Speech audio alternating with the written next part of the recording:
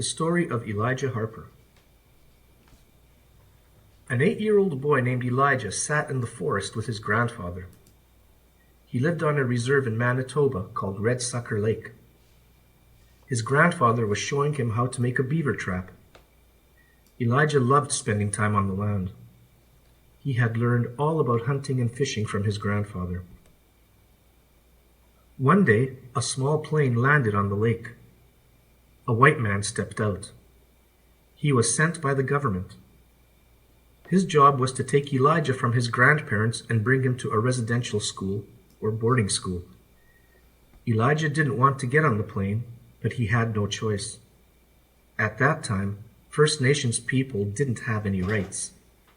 They weren't allowed to vote or be in government. The law said that First Nations children had to go to residential school so they would become more like white people.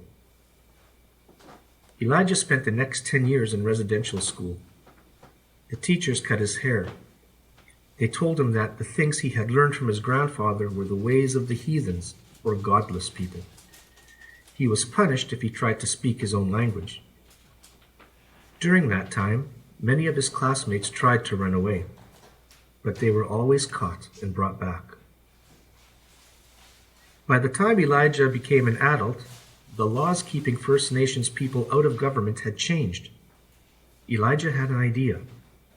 If he was in government, he could help First Nations people stand up for their rights. So, in 1981, he ran to be an MLA, or member of the government. He won. He was the first Aboriginal MLA in the history of Manitoba. Even as an MLA, it was hard to make change. The students who went to the residential schools didn't know about their culture anymore. They didn't feel like they belonged anywhere. They also had to deal with a lot of racism. Elijah was starting to feel powerless, but his chance to make a difference was just around the corner.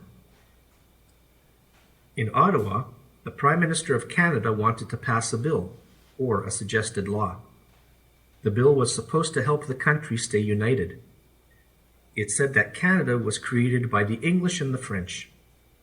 It protected French language and culture, but it didn't say anything about the role of First Nations people in building Canada. It did nothing to protect First Nations cultures or languages. The Prime Minister needed all of the MLAs in Manitoba to agree to the bill to make it a law. But when it was Elijah's turn to vote, he held up an eagle feather and spoke the word, no. He felt that Canada had a duty to protect First Nations language and culture too. With that, the Prime Minister's bill did not pass. A picture of Elijah holding an eagle feather was soon on the front page of newspapers across the country. It was a moment that put First Nations issues front and center in Canadian politics. If the country wanted to stay united, First Nations rights couldn't be ignored. Elijah Harper inspired a new wave of First Nations people to take part in politics. He paved the way for a new generation of Indigenous people to fight for their rights with protests like Idle No More. The Idle No More protest movement was just beginning when he died in 2013.